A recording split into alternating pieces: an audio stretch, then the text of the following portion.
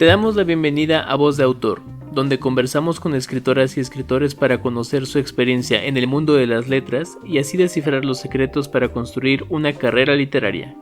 Somos Diana Crosby y Luis Enrique Vilches, el equipo detrás de Escritores Emergentes.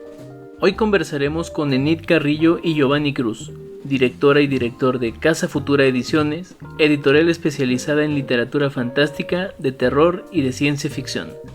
Ambos también están al frente de Big Bang Ediciones, división de Casa Futura que ofrece servicios editoriales y acompañamiento profesional, además de cursos y talleres de formación editorial y fomento a la lectura. Enid Carrillo es doctora en Ciencias Sociales por la Universidad Autónoma del Estado de Hidalgo, autora de La Noche Nunca Termina, obra ganadora del Premio Estatal de Cuento Ricardo Garibay en 2018. Es una de las ganadoras del segundo concurso nacional de cuento del proyecto Escritoras Mexicanas en la edición de 2019. Ha publicado cuentos en diversas antologías, además de colaborar en las revistas Anfibias Literarias, Semillas de Sauce, Vislumbre, entre otras. También es becaria del FONCA 2021-2022 en la categoría de cuento. Giovanni Cruz estudió la licenciatura en Diseño Gráfico en la Universidad Autónoma del Estado de Hidalgo. Como editor y diseñador ha colaborado con diversas casas editoriales mexicanas y revistas, además de publicaciones para instituciones públicas y privadas.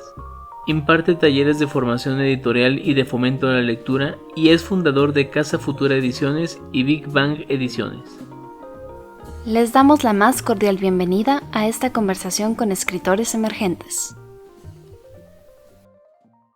Hola, ¿qué tal? A todas las personas que están en una nueva emisión de Voz de Autor, muchas gracias de nuevo por estar aquí acompañándonos en el canal de YouTube y a las personas que están escuchándonos a través de Spotify. Como ya escucharon, bueno, el día de hoy tenemos a dos invitados muy especiales. En el marco del Día Internacional del Libro, estamos muy contentos de recibir aquí a nuestros invitados que ya nos acompañan. ¿Cómo están, Enid y Giovanni? Muy bien, muchas gracias por esta invitación. Nosotros encantados de participar. Gracias. Hola, muchas gracias, Luis, Diana. Pues encantados también de estar acá. Pues no, el gusto es completamente nuestro, como ya les comentábamos ahorita que todavía no estábamos al aire. De verdad, les reiteramos muchísimo el agradecimiento por el espacio que nos están brindando. Los proyectos editoriales que tienen entre manos nos encantan mucho, nos interesa mucho conocer su opinión, entonces pues encantados de tenerlos por aquí. Bueno, pues si les parece bien, comenzamos la entrevista. Enid, Giovanni, la pregunta va dirigida a los dos. ¿Cómo nació el proyecto? ¿Por qué decidieron comenzarlo? Todo eso. Pues bueno, empezando por Casa Futura Ediciones. ¿De dónde surgió? Pues bueno, surgió hace un año. En realidad siempre había querido como hacer o como trabajar un sello editorial, pero pues justamente creo que el año pasado ya las condiciones se alinearon a pesar de todo esto que estaba pasando en el mundo. Bueno, fue cuando dije, bueno, vamos a empezar este proyecto y por qué no enfocarlo en ficción especulativa, que de cierta manera es un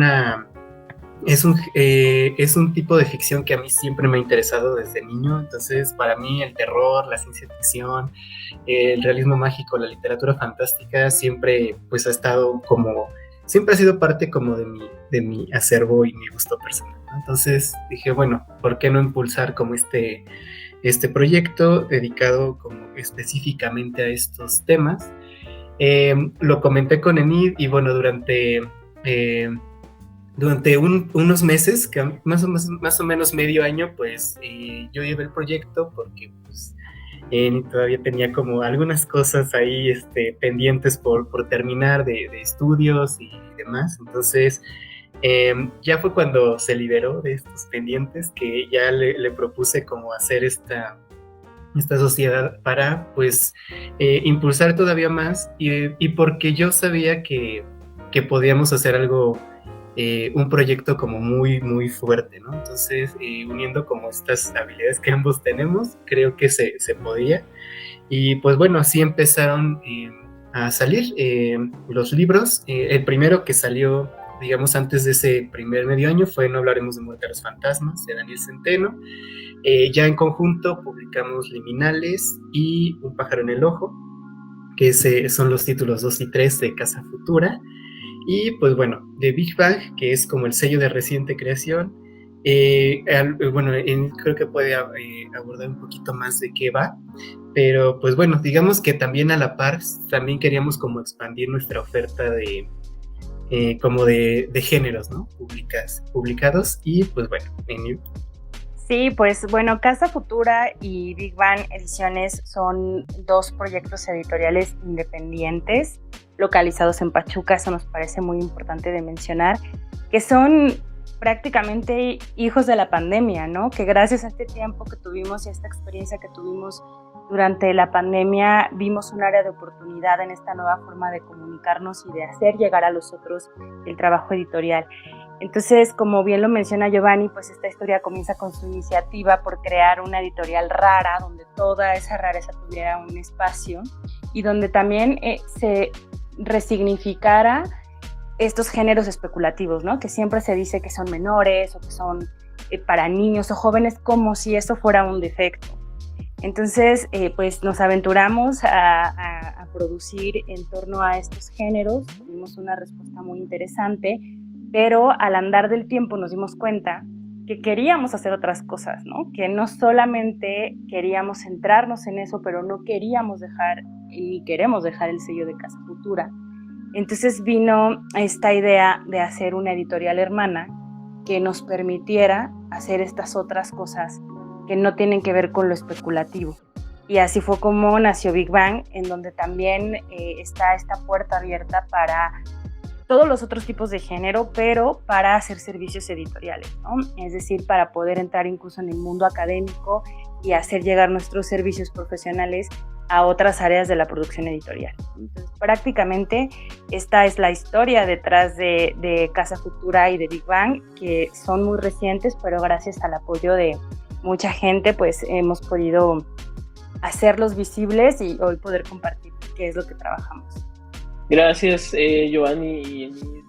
De hecho, Enid, mencionas algo que me parece bien interesante, 2 puntos. Uno, que pues los proyectos ambos son hijos de la pandemia. Y por otro lado, el énfasis que ponen en que sea una editorial independiente y además pues localizada en Pachuca. Como que pone un poco el contexto, ¿no? De las editoriales, que es el contexto de las editoriales independientes, que a reserva de lo que ustedes ahorita nos comenten, me parece que es un ámbito que ha estado como que en expansión durante los últimos años, pues en general y en México.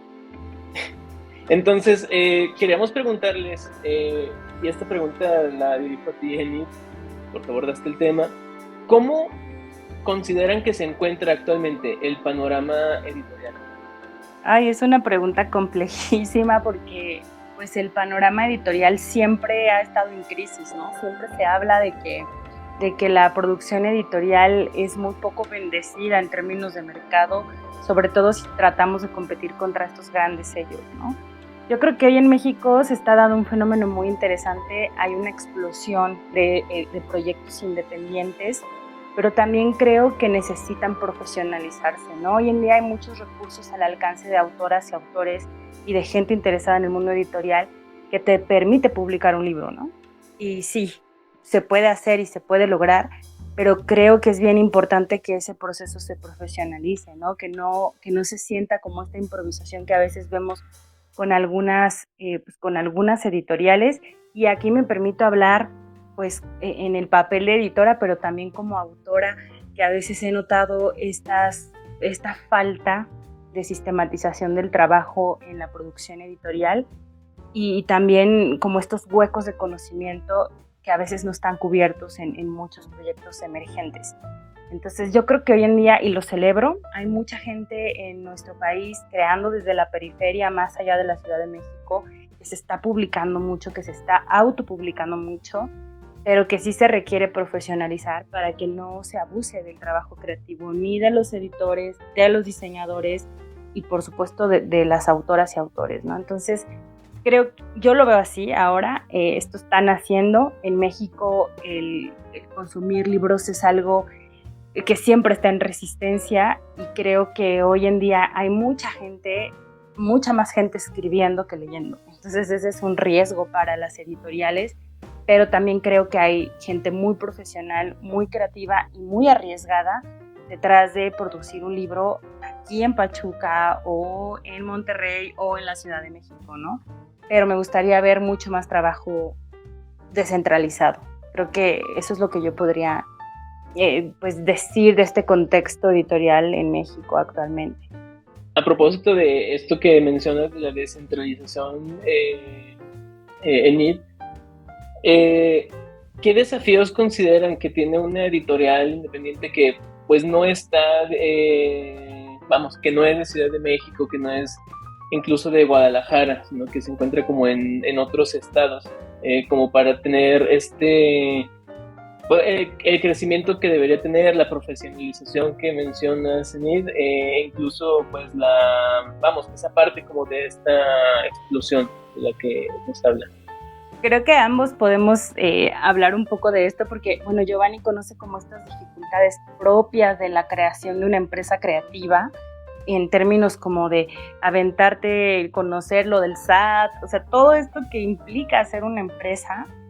Y lo que yo podría decir un poco en torno a esto, pues tiene que ver con uno, la visibilidad. No es lo mismo tener una editorial en Pachuca que tenerla en la Ciudad de México, aunque estemos cerca. Creo que eso es algo muy importante porque las redes también de conexión con todas las empresas que participan del proceso editorial son menos, ¿no? Hay menos imprentas, hay menos diseñadores. No quiero decir que sean malos, sino que son menos. Entonces, siempre hay que estar como en esa constante búsqueda de completar el proceso de producción en otros espacios, porque los de tu propia ciudad no existen, ¿no? O son muy reducidos o los costos son más elevados. Creo que en términos de distribución, pues eso también es importante porque la movilidad de los libros no es la misma en tener 2 cafebrerías en tu ciudad que tener 25 en una ciudad más grande, ¿no?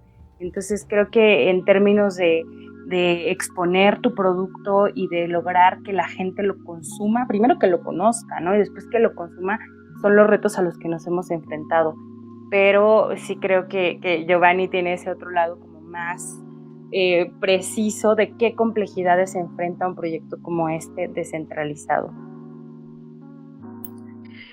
Pues bueno, con respecto a lo que mencioné, creo que sí tiene mucho que ver la cantidad de servicios de los que se provee, digamos, o los que estamos como los que funcionan, ¿no? Mejor para la cadena del libro. En este caso, por ejemplo, sí, las imprentas. Por ejemplo, bueno, no sé cómo esté la situación en Querétaro, por ejemplo, pero por ejemplo aquí en Hidalgo hay muy pocas y son muy reducidas las imprentas que se dedican realmente a producir libros, ¿no? O sea, sí hacen material impreso y otro tipo de aplicaciones, pero tal cual tener una cadena de producción de libro es muy costoso aquí en Hidalgo. Y por eso, pues, muchas veces tenemos que recurrir a imprentas o a servicios, a papeleras y demás, que pues están en Ciudad de México porque pues, los costos de repente se elevan mucho, ¿no? Entonces, creo que eso, o sea, el que nuestro principal producto, hablando de libros, el que nuestro producto principal, digamos, sean libros impresos, sí es una cosa que nos juega de repente muy en contra. Cuando son libros electrónicos, pues vaya, no hay mayor complejidad, ¿no? Pero cuando son libros físicos, ahí sí, justamente por esta parte de la cadena del libro, porque una cosa que las personas, y es como algo que como entendible y muy razonable que digan que los libros son caros, ¿no? Pero en realidad, yo siempre lo he dicho, los libros son costosos, no son caros, ¿no? Entonces, porque el proceso que te lleva a producir un solo libro es el mismo, es casi el mismo, o sea, el mismo trabajo es por hacer 1000, ¿no? O sea, obviamente a mayor cantidad los costos se reducen, ¿no? Pero justamente, o sea, si hay autores que quieren producir un solo libro, pues en ese mismo proceso de corrección, edición, impresión y demás, pues lo tenemos que hacer con 1 o con 1000 piezas, ¿no? Entonces, ese sobrecosto, bueno, ese costo tan elevado en la cadena de producción es lo que más nos afecta a nosotros. Otra cosa, pues bueno, es también la cantidad, digamos, pues de seguimiento que se le puede dar en cuestión de librerías, distribución, medios de comunicación. O sea, son muy pocos en los estados que son como que están fuera de Ciudad de México, pues son contados, ¿no? Entonces, de cierta manera puede ser un poco más fácil llegar a ellos, porque pues somos menos, en algún momento pues nos conocemos, o alguien que conoce a alguien te invita, pero pues aún así son los mismos medios, ¿no? O sea, los que te cubren, que al contrario, o sea, bueno, por lo menos aquí en Pachuca pues estamos más que agradecidos de que sí nos hagan caso y que sí nos vean, pero aún así sí es como, no se compara la cantidad que hay aquí fuera en otros estados de la República, que en Ciudad de México, en Monterrey, Guadalajara, incluso, bueno, en Tijuana todavía hay un poco más de medios, ¿no? O sea, o más como seguimiento de esta producción. Y pues bueno, los programas clásicos de pues cualquier empresa creativa, ¿no? Que es así, de cierta manera, muchas veces se tiene pensado que si es cultura es gratis, ¿no? Entonces, eso también es una cosa con la que nos ha costado mucho como pues producir, bueno, o sea, como hacer entender que sí, efectivamente, todos tenemos derecho a la cultura y a los bienes culturales, sí. Y bueno, también creo que los gobiernos están obligados y facultados para proveer servicios de modo gratuito, pero también hay empresas privadas como nosotros que hacemos cultura, ¿no? Y por lo tanto, pues sí cobramos porque vivimos de ello, ¿no? Entonces, eso es algo que me parece como muy necesario aclarar, que muchas veces no porque sea cultura necesariamente tiene que ser gratis. Nosotros consideramos que sí, en algún momento sí.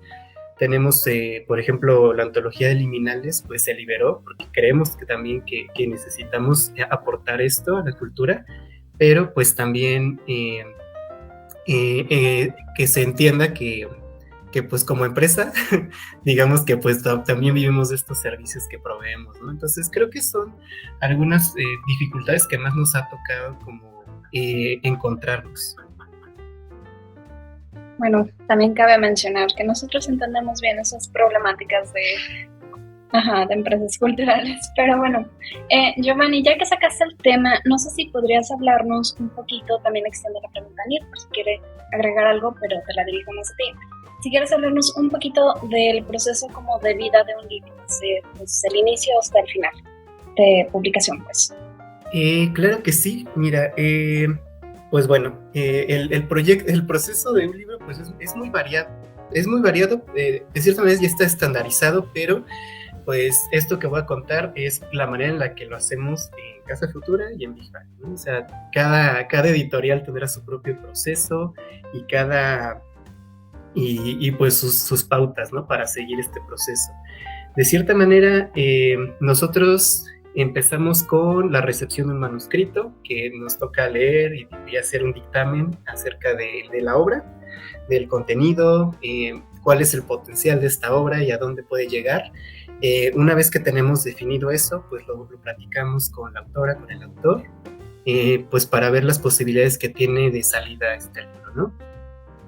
Una vez que sucede eso, firmamos un contrato, ya que tenemos como ambas partes que estamos como que tenemos claro los términos y condiciones de este proceso, firmamos un contrato.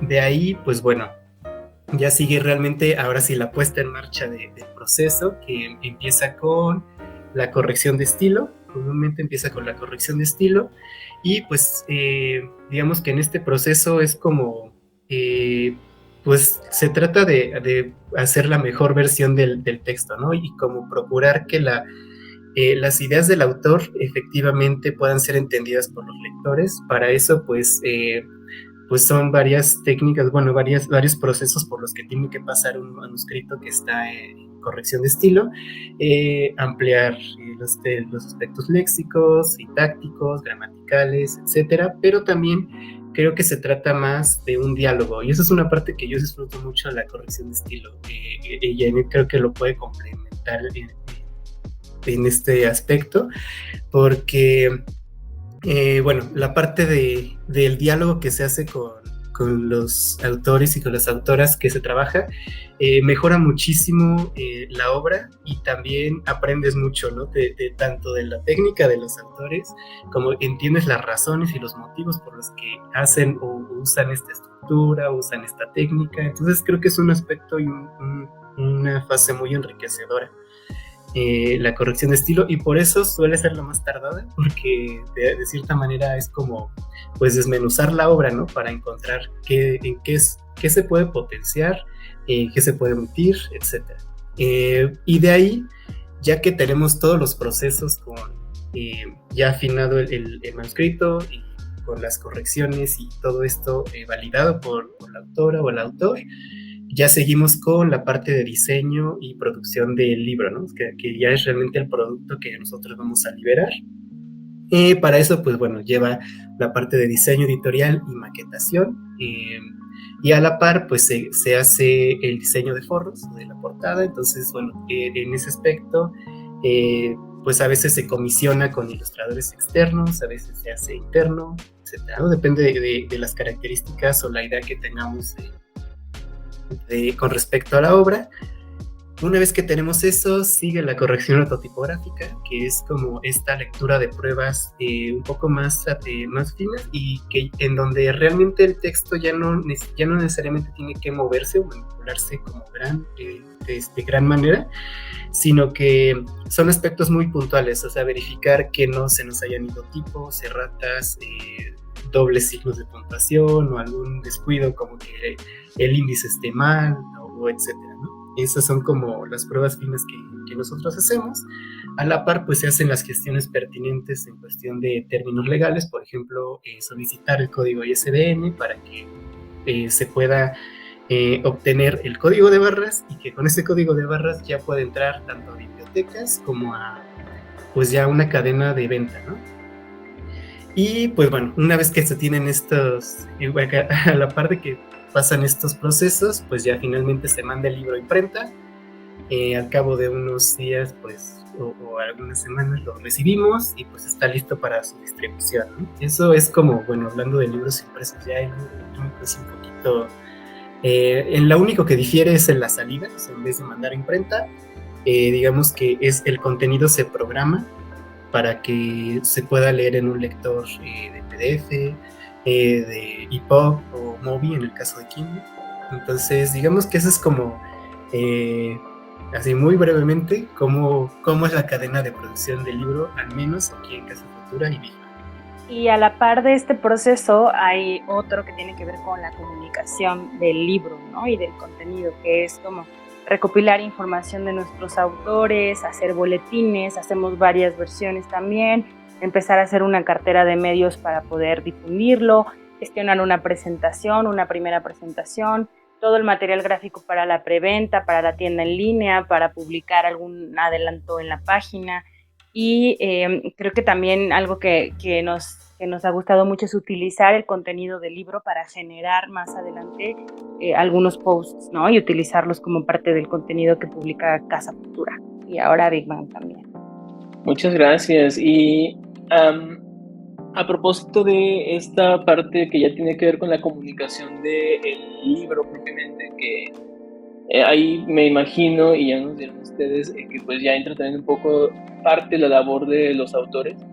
Me gustaría empezar a abordar la parte ya que tiene que ver con los autores, las autoras que están publicando un libro, con una de las preguntas que nos hizo nuestra audiencia para ustedes que están al frente de estos dos proyectos, y es, desde su perspectiva obviamente, ¿cuáles son los elementos clave para decidir si una obra puede ser publicada por una editorial? estaría interesante saber, pues, desde el criterio de Casa Futura y sobre todo, supongo, también de Big Bang, que pues es como el proyecto nuevo que tienen entre manos, pero pues también en general, como desde su punto de vista como editora y editor. Entonces, no sé si Enid te gustaría abordar esta cuestión.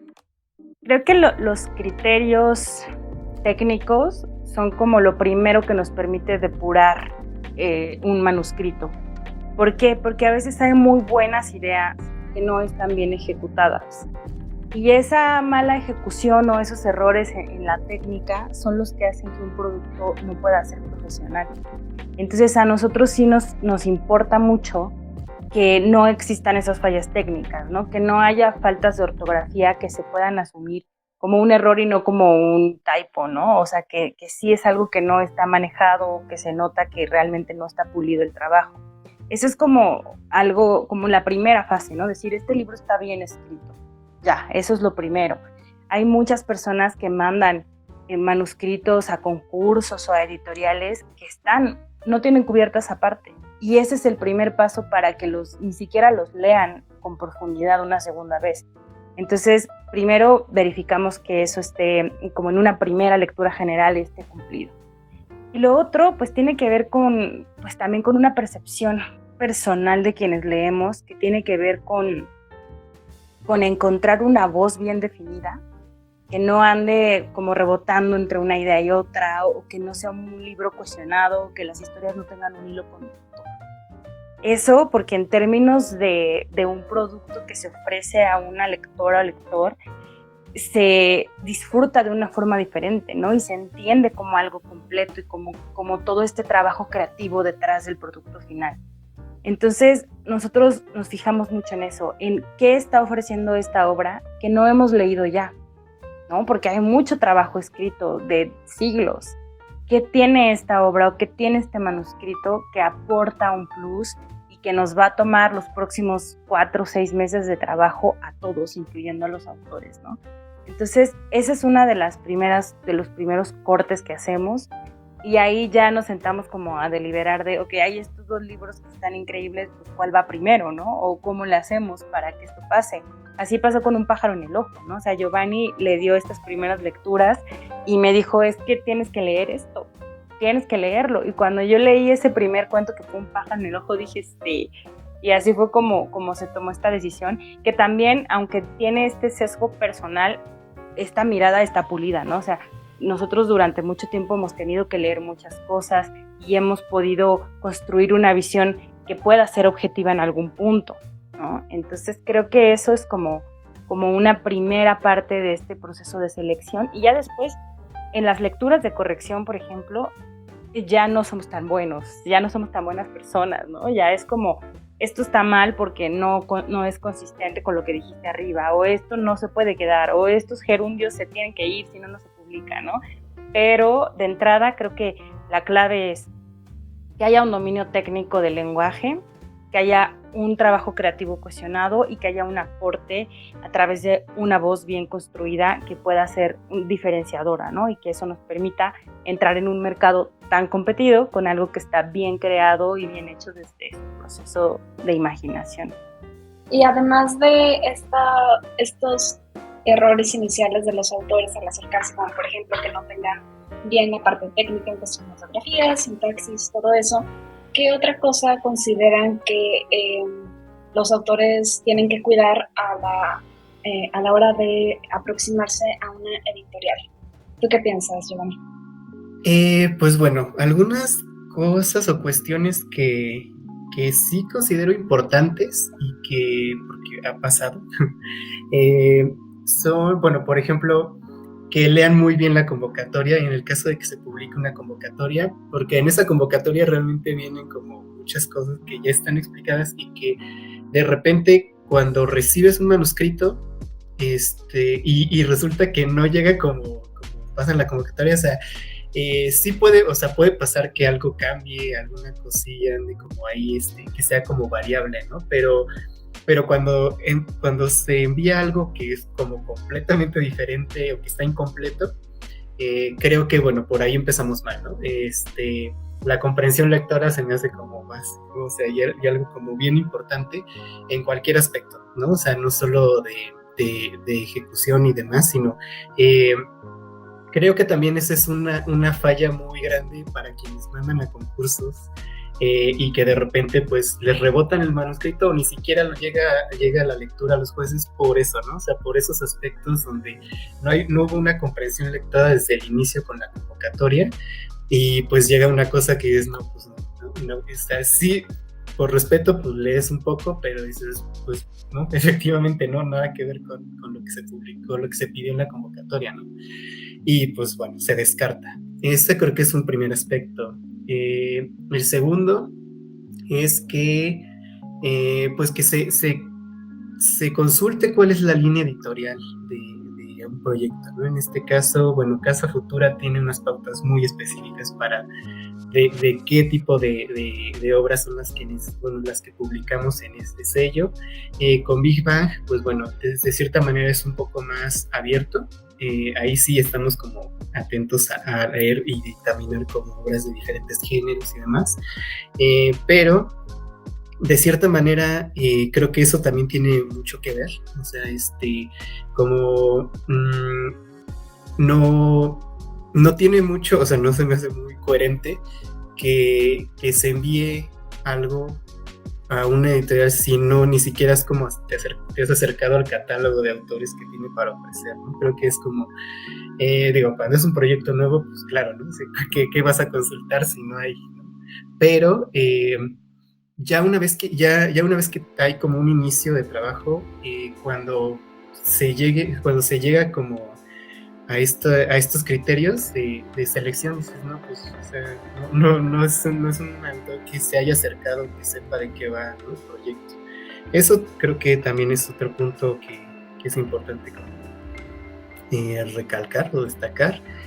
Y pues la tercera en realidad creo que tiene que ver más con esto que ya mencioné de manera como más sintética, como la cohesión que hay entre el trabajo, ¿no? Entonces, y sí es muy evidente, muchas veces pareciera que ya cuando llega el libro publicado es como que dices, ¿a quién se le ocurrió esto? ¿No? ¿Sabes? Como que ya ves como un trabajo detrás y una intención, incluso como en el orden de los cuentos, el por qué se llaman como se llaman, el por qué el libro se llama como se llama, o sea, todo eso no es, creo que no es solo sentarse a escribir y ya, sino que sí conlleva un proceso ya conceptual, digamos, de qué es lo que yo como autor quiero ofrecerle a los lectores. Y aquí hay algo como muy importante porque no me gustaría que eventualmente esto se malinterpretara. Una cosa muy diferente es escribir y ser escritor,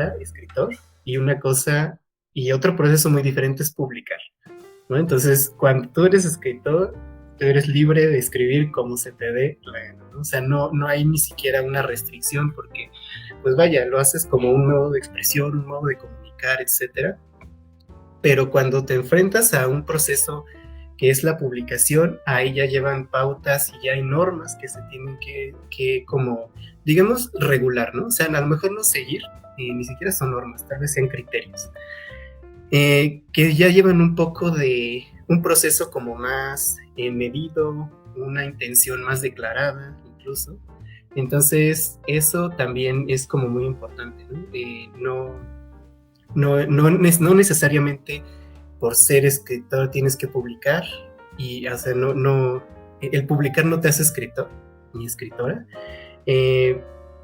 pero digamos que publicar es un proceso, digamos, diferente al hecho de escribir por eso, ¿no? O sea, escribir por escribir se puede y cada quien lo puede hacer y es libre de hacerlo, pero publicar sí tienes que saber que te vas a enfrentar como a un proceso pues de rigor, como en cuestión de trabajo, de que pues hay que pulir, hay que corregir, hay que reescribir incluso, que hay que estar como al pendiente de qué es lo que, o sea, de presentaciones y demás, en el caso de que pues sea como en cuestiones de difusión, y sobre todo pues ya enfrentarte a la crítica, técnica, ¿no? Entonces creo que son varios aspectos que se tienen que considerar en caso de que se quiera publicar.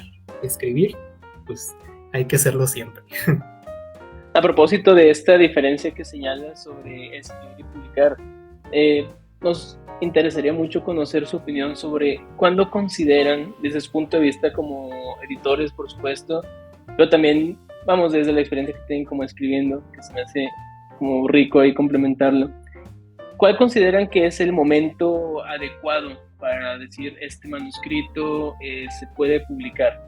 Es decir, desde el punto de vista como escritor, como yo decir, esto ya lo puedo mandar a una editorial, a un concurso para que sea considerado para su publicación.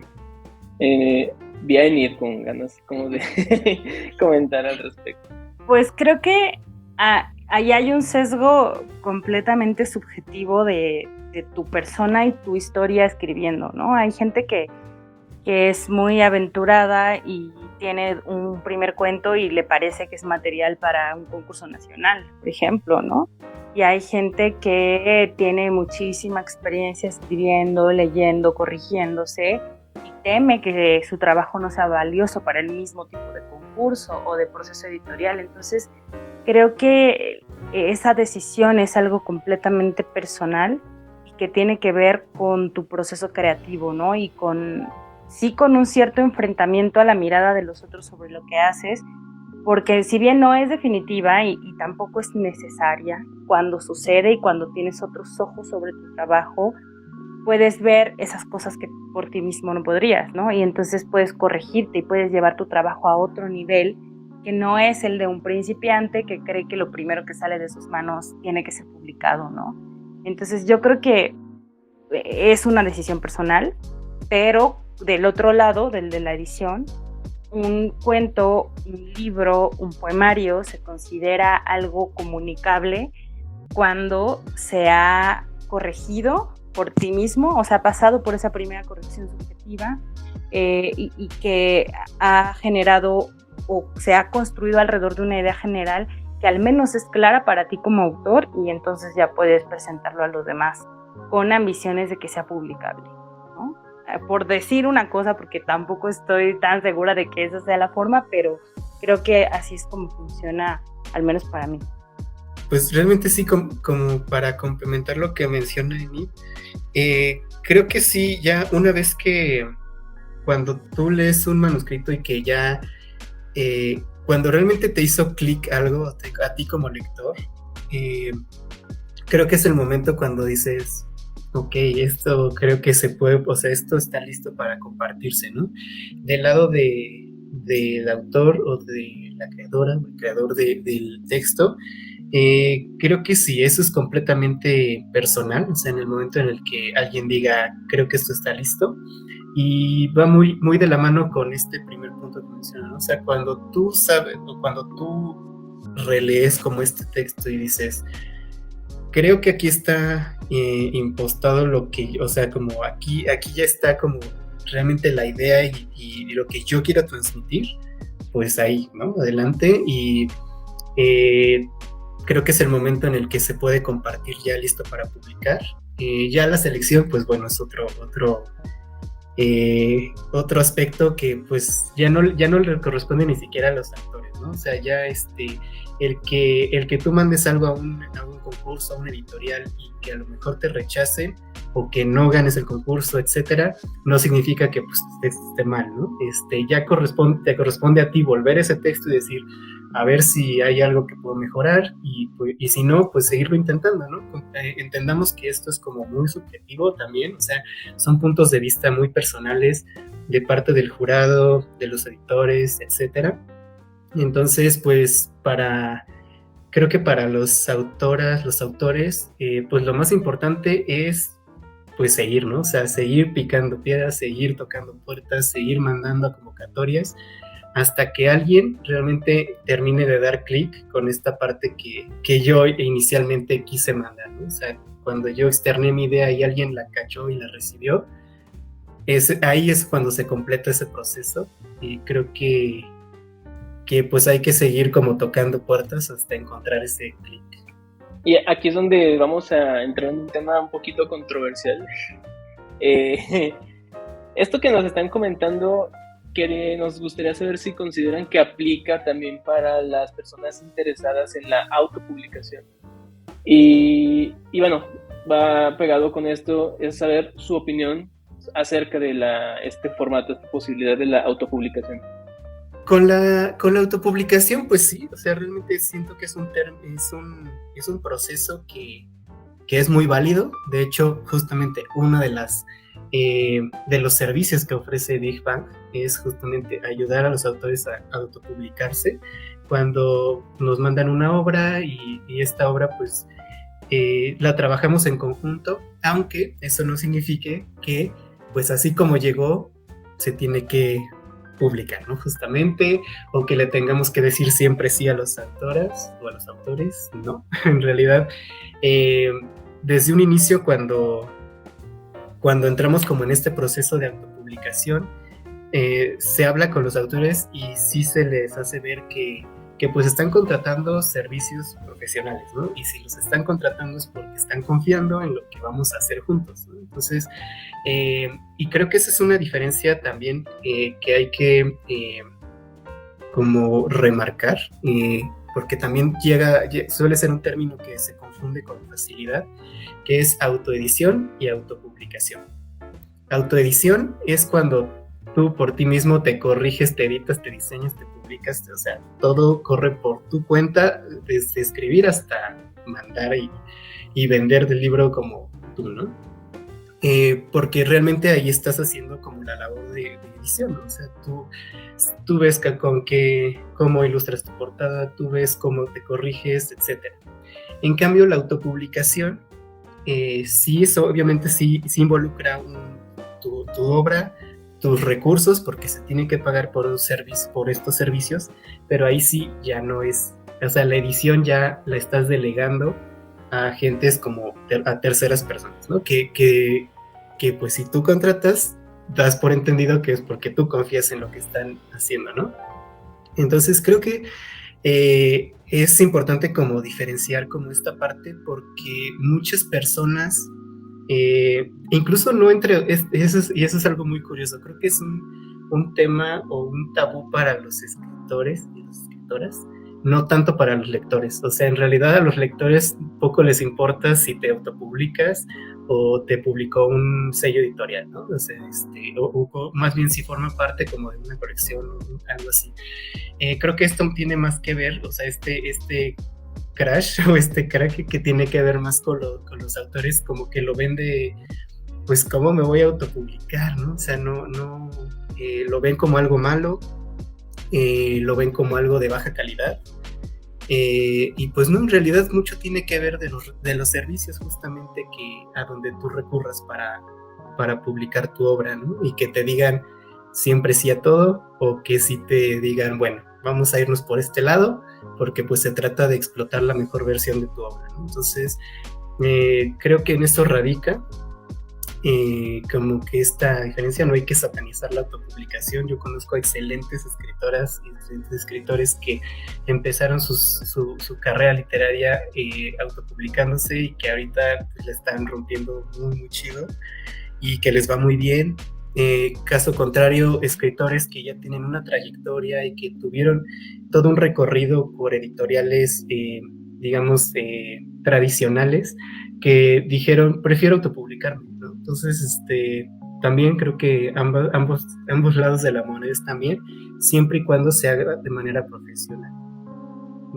A propósito de esto, creo que hay casos muy interesantes que nos ha regalado la autopublicación, ¿no? Hay libros que son hitos o que son joyas que no podrían darse a conocer si no fuera por una decisión personal de una autora de decir quiero que conozcan mi trabajo, y eso también es algo de reconocerse y de celebrarse, ¿no? Yo me permitiría hablar de un caso internacional que ha sido un fenómeno en la literatura actual, sobre todo en la poesía, que es Rupi Kaur, ¿no? Ella decidió autopublicarse y es un hitazo lo que hace. Hoy es una mujer que llena teatros en el mundo de gente que va a escuchar a una mujer con todas las transversalidades que tiene su persona, porque es migrante, porque tiene origen en la India, porque es mujer, porque se autopublicó, escuchándola leer sus versos, ¿no?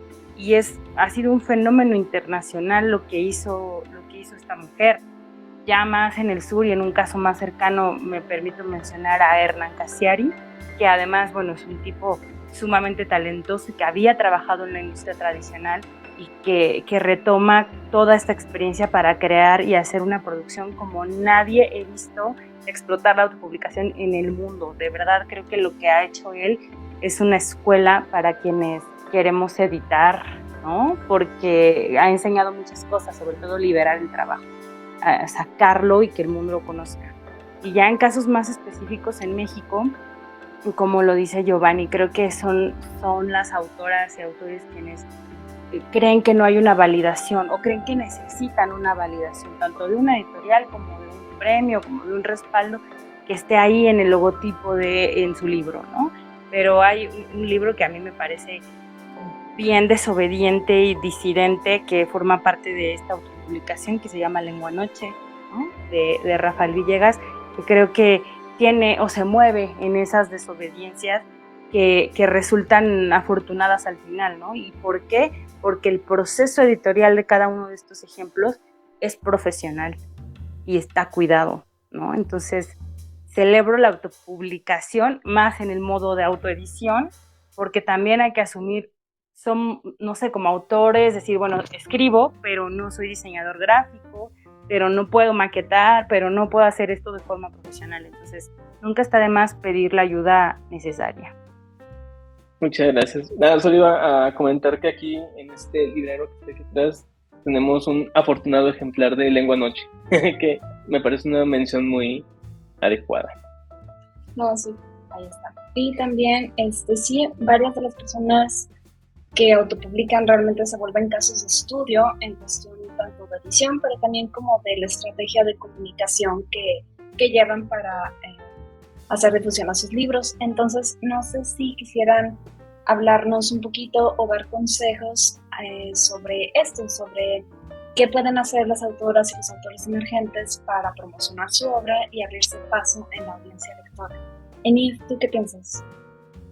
Yo creo que es muy importante saber qué ofrece tu proceso creativo y tu voz, ¿no? ¿Cuál es tu voz? ¿Qué es lo que tú le regalas al mundo, ¿no? Porque finalmente es un regalo, es un trabajo que casi nunca se paga, que seamos sinceros, ¿no? Que casi nunca es valorado. Entonces, saber uno cuál es tu voz y evitar de todas las formas posibles la autocompasión, ¿no? Muchas veces hay muchos escritores que se la pasan autocompadeciéndose y diciendo es que no me publican, es que pobre mi trabajo. Creo que es un camino muy vulgar para transmitir tu obra porque esa no es tu obra, ¿no?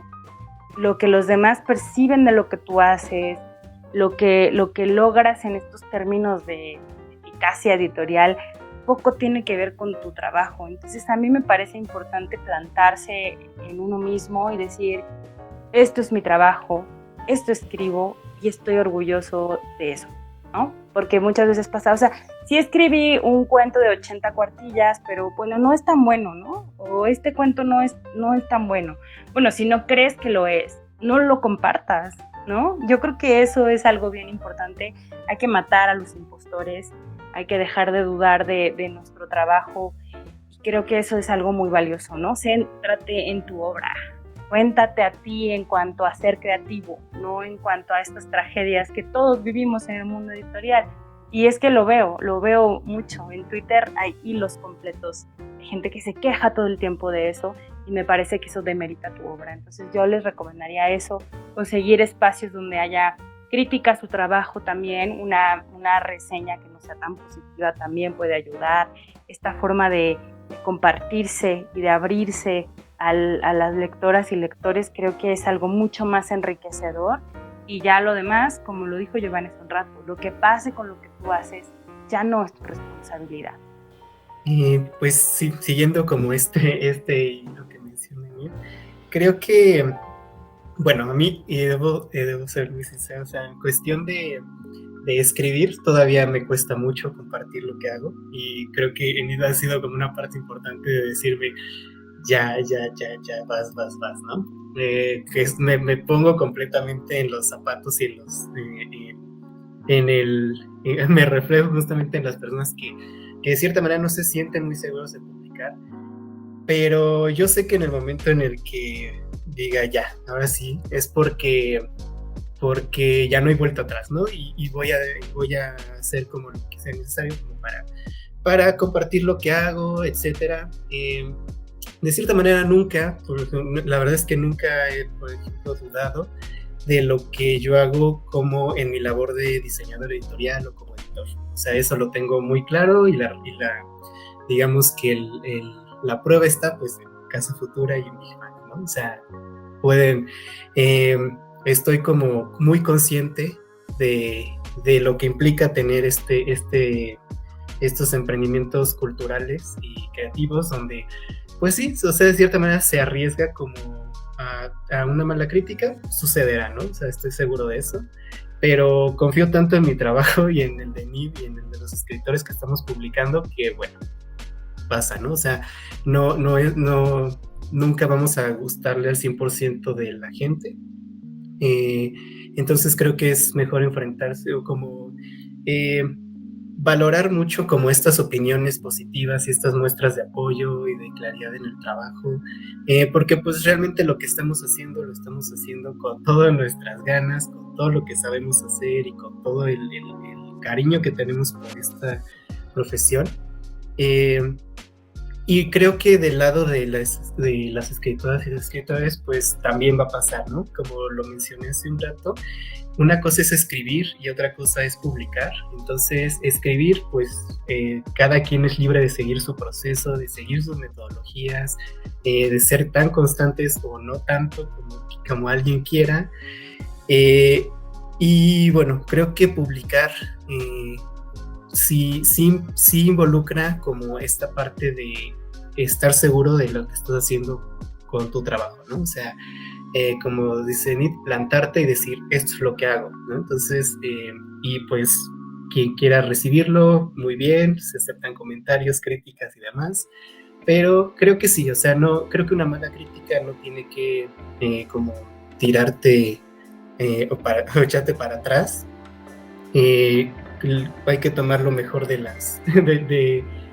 los comentarios y demás, seguir aprendiendo, o sea, concursar en todo lo que nos convenga, ¿no? O sea, realmente si vemos una convocatoria que se adapta a lo que nosotros queremos y buscamos, pues adelante, ¿no? O sea, no tiene nada de malo participar en revistas, en dinámicas, en blogs, hay medios de comunicación que a veces abren el espacio, ¿no? O sea, hay periódicos que a veces abren el espacio para colaboraciones, pues participar, los concursos, etcétera. Creo que es una buena manera de dar a conocer su trabajo, de empezar a crear una red.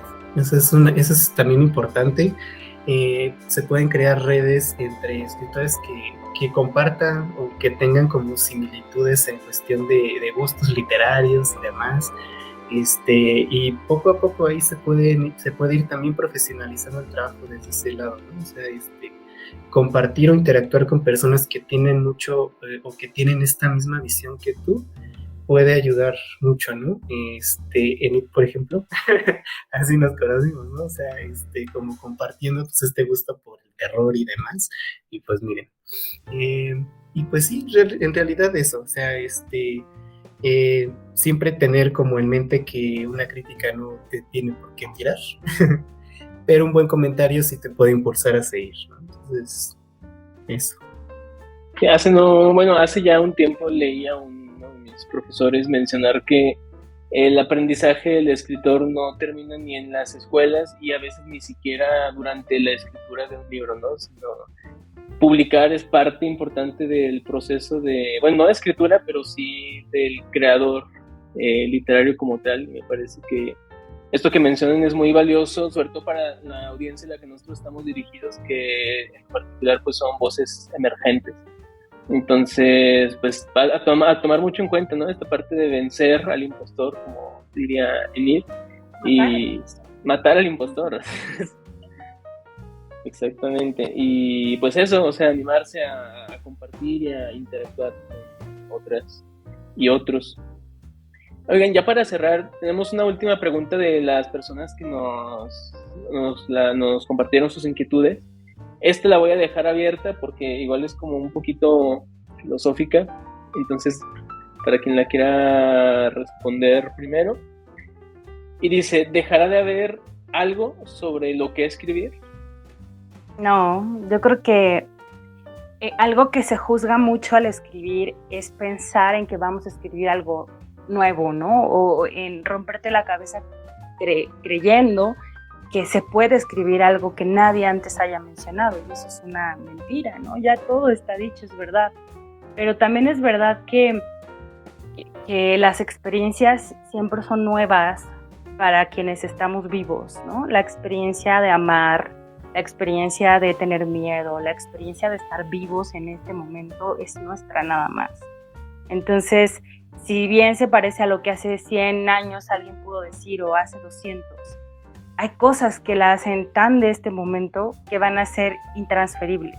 Entonces creo que sí, no hay que buscar esta creación de lo nuevo por querer darle algo al mundo, sino centrarnos en qué es lo que nos interpela o lo que es nuevo para nosotros. Creo que es ahí donde están los descubrimientos más genuinos y más interesantes, sin esta carga, ¿no? de buscar lo excepcional.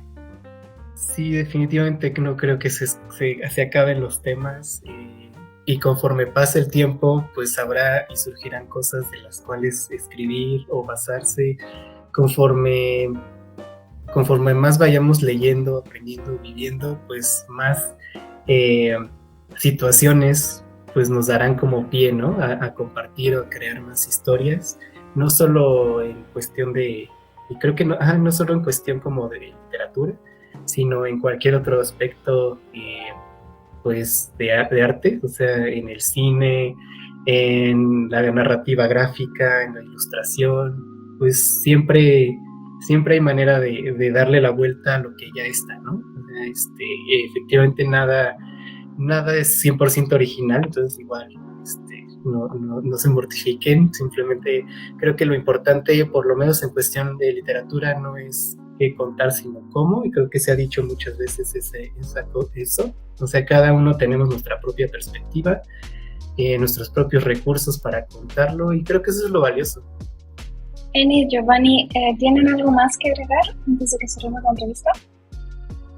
Pues no, muchas gracias a Escritores Emergentes. Celebramos desde acá su trabajo. Nos encanta que estén dando este espacio y esta voz pues a los escritores de esta generación, ¿no? Que justo esta palabra de emergente me suena a esta emergencia, a esta urgencia, a la necesidad que hay de que estemos acá y de que estemos escribiendo y editando. Muchas gracias y ojalá que nos puedan seguir en las redes de Casa Futura y de Big Bang para que conozcan nuestro trabajo y los servicios que ofrecemos. Muchísimas gracias, Diana, Luis. En verdad me aprecio mucho el trabajo que han hecho. Este proyecto de Escritores Emergentes vale muchísimo la pena. Todo lo que han hecho, o sea, desde el trabajo, los cursos y talleres que imparten, también se nota el profesionalismo con lo que lo hacen y con la dedicación, y creo que eso es muy importante. Creo que como proyectos pues vale mucho la pena como echarnos pues la mano y apoyarnos, porque pues vaya, sí, creo que justamente crear este tipo de redes es lo que va a impulsar como cada vez más, ¿no? Entonces, pues nuevamente muchísimas gracias por el espacio. También igual si quieres visitar la tienda en línea para conocer los libros que tenemos de Casa Futura y de Big Bang Ediciones, pueden encontrarnos ahí, casafutura.com o librosbigbang.com. Entonces ahí están las tiendas en línea por si quieren encontrar algo nuevo que leer, pues aprovechen. Y pues nada, muchísimas gracias. El agradecimiento de nosotros para ustedes, Enid, Giovanni, Y en verdad, muchísimas gracias por este espacio, por esta conversación. Y pues ya saben, aquí Escritores Emergentes tienen sus puertas abiertas para ustedes, para sus proyectos, para sus libros. Entonces, lo dicho, muchas gracias. Y a las personas que nos están escuchando y viendo, las redes sociales de Casa Futura y de Big Bang Ediciones están en la caja de descripción, tanto de YouTube y en Spotify también se puede poner. Entonces, por ahí lo pueden encontrar. Pues nada, a seguirnos leyendo. Muchísimas gracias. Esto fue Voz de Autor, una producción de Escritores Emergentes. Si te ha gustado esta entrevista, recuerda compartirla con el mundo para que más personas puedan aprovechar los conocimientos que hemos descubierto en este espacio. Mantente al tanto de nuestras redes sociales para enterarte de nuestra próxima conversación y de otros contenidos acerca de escritura creativa. Búscanos en Facebook, Instagram, YouTube, Twitter y únete a nuestro canal de Telegram.